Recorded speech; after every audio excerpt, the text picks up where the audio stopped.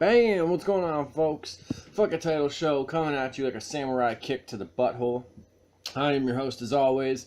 Excuse me, JuvyThaKid. If you want to hit me up on Twitter, Instagram, or Snapchat, JuvyThaKid at JuvyThaKid. As always, it hasn't changed, and it probably is never going to. Straight up out of the gate, got a couple topics I'm gonna get into today.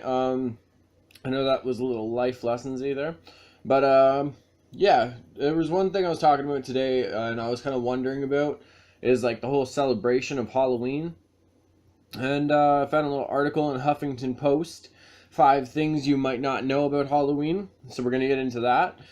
We are gonna also be talking about, apparently they are changing Canada's national anthem. If you hear any noises right now, I do apologize. I'm opening Instagram on my phone.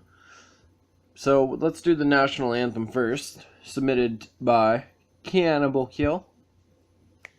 Thoughts on the Canadian government changing part of its national anthem from "In All Thy Sons Command" to "In All of Us Command."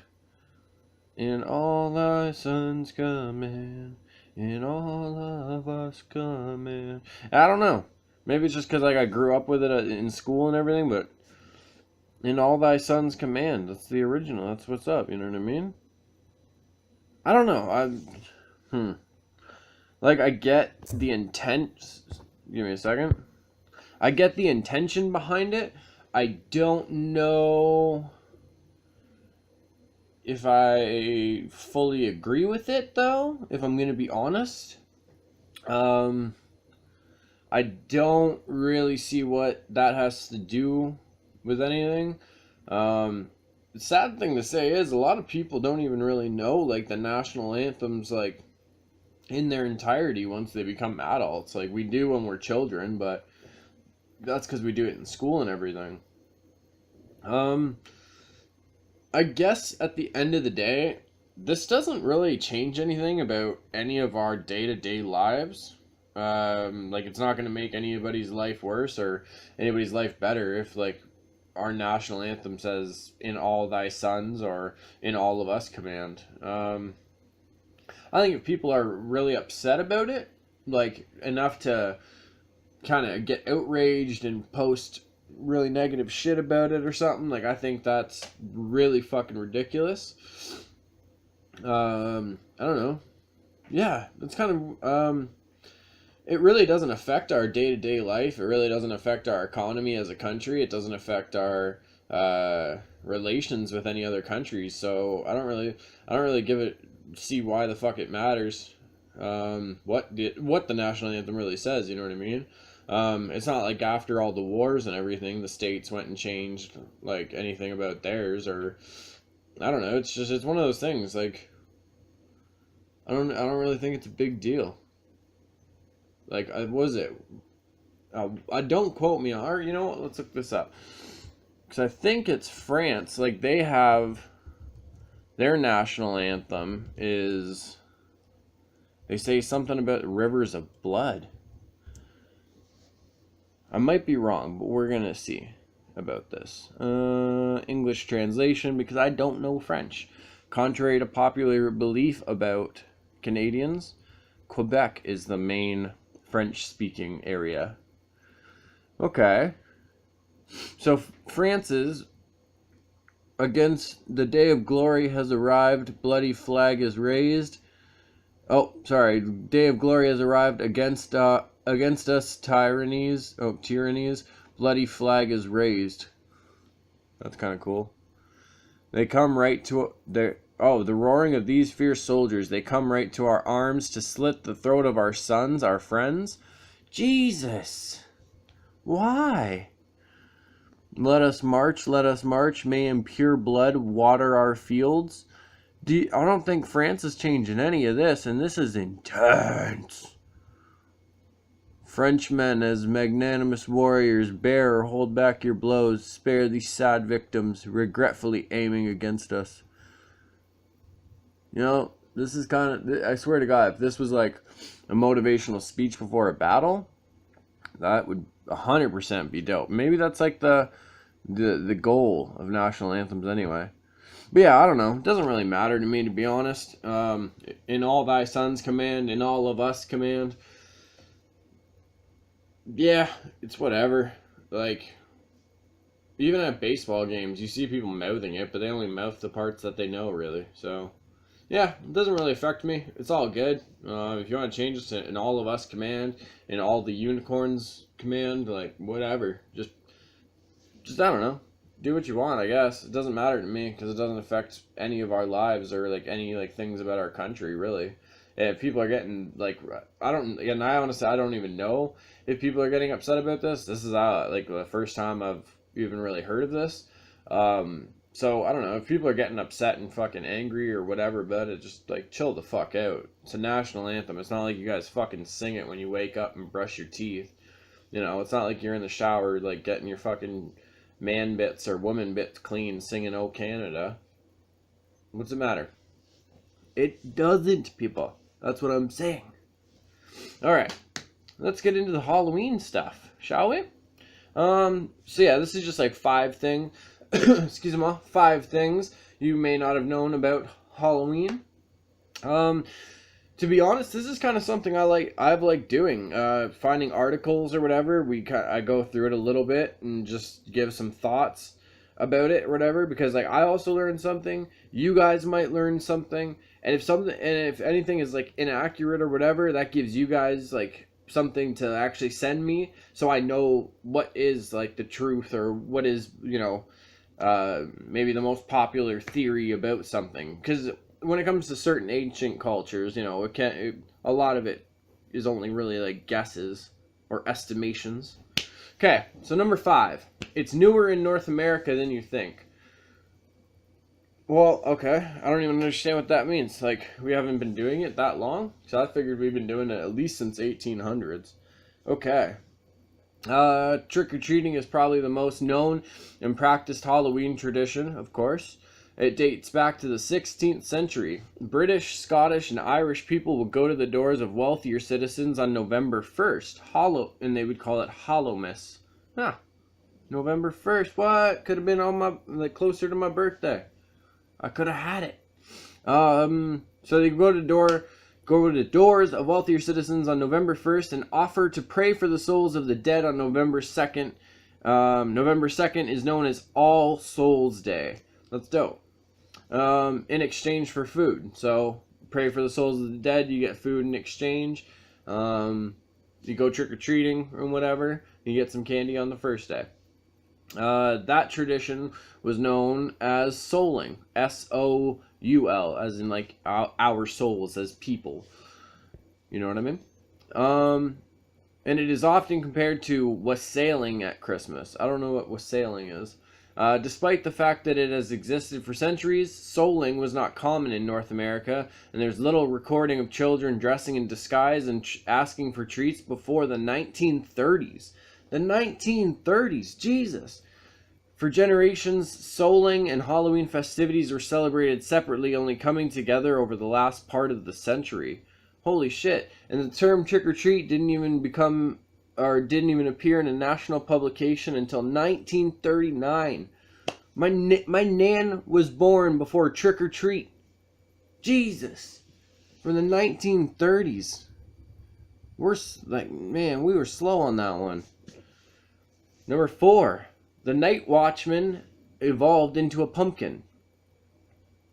If this is about jack-o'-lanterns, I might have a disagreement with this, but obviously I'm not, you know, a historian by any means. I don't have any degrees in ancient cultures or anything like that, so we'll see where we go here. Okay, so yeah, the night watchman evolved into a pumpkin.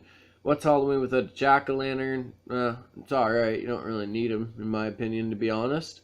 Legends abound regarding the history of the jack-o'-lantern. Many about a man named Jack who tricked the devil and avoided eternity in hell. Was that his name in Devil Went Down to Georgia? I don't know. I haven't listened to that song enough recently, I guess. If it was, that's kind of crazy that there was a legend and then a song written about Jack, but I feel like his name wasn't Jack. You know what? Hold on.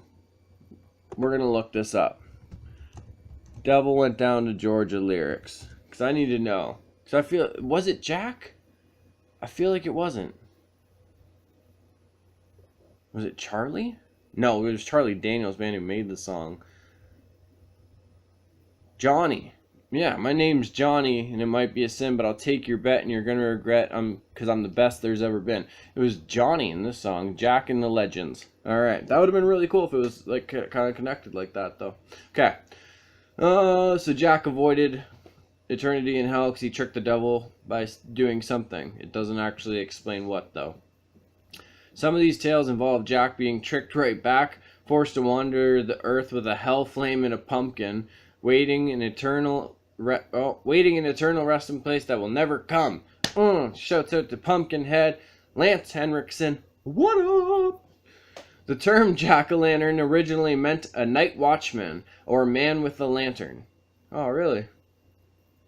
Jack-o'-lantern, man with a lantern. I wonder how they connected those dots. Doesn't seem too difficult. We don't need the A-team for that one. The earliest known used dates back. God damn.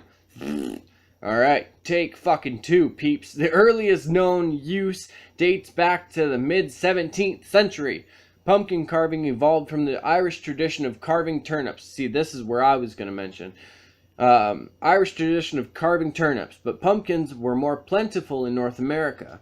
Okay. Jack-o'-lanterns were also a Thanksgiving tradition, eventually adopted almost exclusively by Halloween festivities. Oh, that would have been cool. Have some turkey and a jack-o'-lantern. Why not?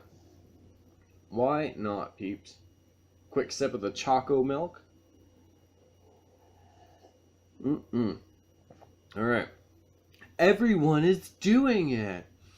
For a holiday that has been around for about a century in North America, Halloween is hugely popular. More than 93% of children under 13 go trick-or-treating every year. Over 85% of North Americans decorate their house for Halloween, and more than 10% of pet owners dress their animals for the holidays. You sick fucks. Don't put your fucking animals in costumes. It's weird. So I'm guessing this is for like, this is specifically a stat for North America. I'm guessing, obviously, everyone all over the world might not have a tradition for Halloween. But yeah. So, where are we? Sorry. Over 50% of North American adults will dress in costume during the season, and around 70% will attend or throw a party of some sort. So, yeah, basically everybody's getting down in North America with Halloween. But I don't know how they really get that stat. Like, did they just fucking patrol areas or something and just, like, write down, like, who was going where? And they, like, they had, like, an undercover person work the door and ID people? Like, how do they get these fucking stats? Because even if it's people saying, oh yeah, we threw a party, they may not be telling the truth. You know, I'm just saying, peeps, it fucking happens.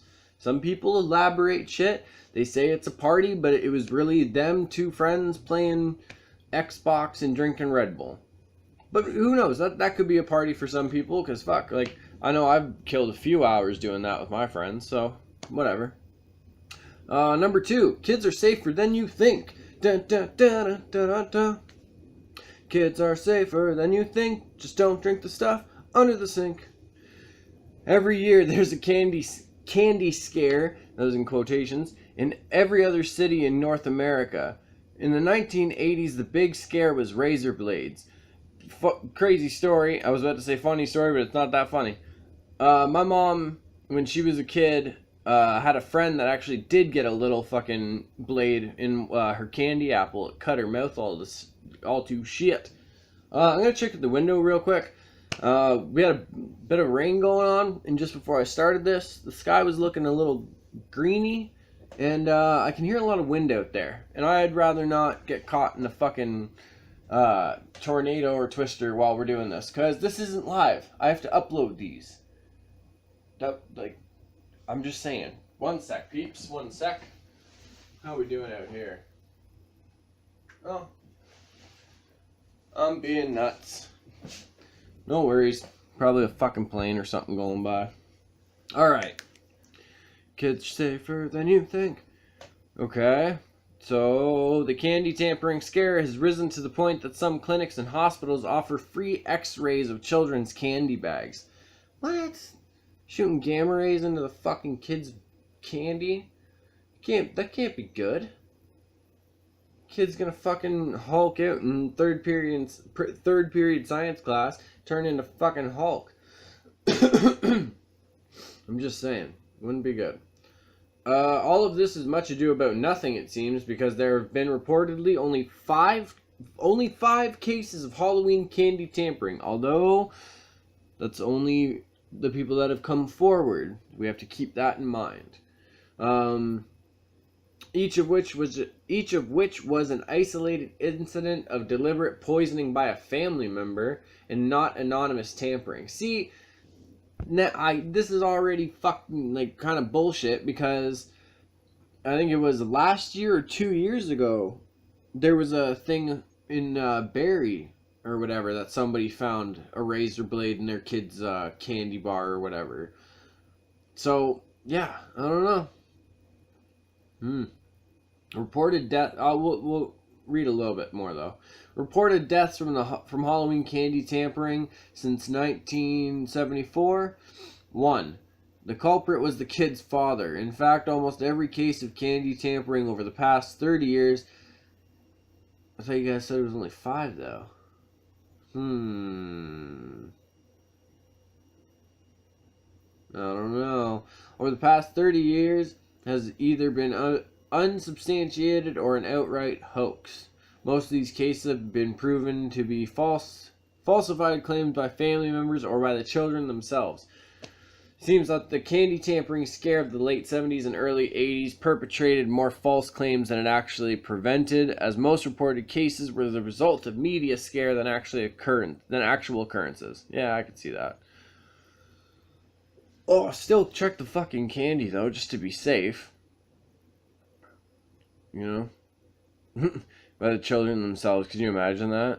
A bunch of kids just getting mad though. Just, Mom, could I have a candy bar from the bag of Halloween candy? Can I get a candy bar? Not right now, sweetie. Dinner's gonna be ready soon. Oh, really? Okay. Alright. I just need to borrow the phone and call my friend Billy real quick. Fucking 911. Yeah, hi. I just had some Halloween candy from the bag of Halloween candy that I had. I was gonna have a candy bar and it was poisoned. I know it was poisoned. My mom poisoned it. Just mad because they can't have candy before dinner. That'd be great. All right, so number 1. Dun, dun, dun. Number 1. Numero uno. Number 1. Numero uno. Yep. It's a huge moneymaker. Well, that's not really a fact that people didn't know. Just real, like, I don't know, real quick. Like, that's shit people know. Halloween, Christmas, and Valentine's Day. Top 3 holidays that probably make the most money. Maybe we'll look that up. We'll see what happens. Oh, okay. In fact, Halloween is the second biggest commercial holiday of the year, only behind Christmas. So it goes Christmas, Halloween, and then we'll find out what's in number 3. I'm going with Valentine's Day. You guys can comment below of what you think it is, but this has already been recorded, so I don't know if that'll really work. I've given you enough time. You can take a guess. I'll check them out. It'll be a fun game for all of us anyway. Okay, so candy cash alone skyrockets every October, obviously. More than 35 million pounds of candy corn will be produced this year. Fuck candy corn in its butthole. I hate candy corn. That's like the worst that's the worst shit. That's like going to somebody's house and they give you a piece of fruit. Like you're asking to get fucking egged. I'm just saying. Halloween candy sales exceed $2 billion per year, surpassing both Christmas and Easter. Wow, Halloween does more than... Well, yeah, I guess I could see that because people are buying it just to give out for trick-or-treating. If you don't have people you really chill with for Easter, then you're not going to buy a bunch of fucking chocolate. Unless you like a chocolate for yourself. The average household spends over $20 per year on Halloween candy, and $1.5 billion is spent every year on Halloween costumes that most people only wear once, unless you're me, because I buy a bat suit and I'll wear it whenever the fuck I can. Just saying. So let's see. Top grossing holidays. Bam. Good old Jugal. Okay, yeah.